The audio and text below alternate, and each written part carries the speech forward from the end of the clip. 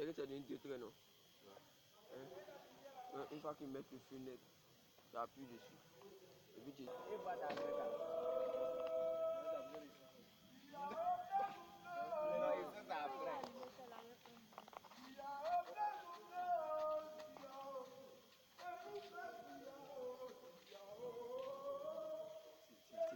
Tiens.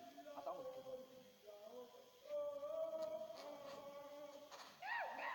DJ, ramène la boîte le vote qui est par terre.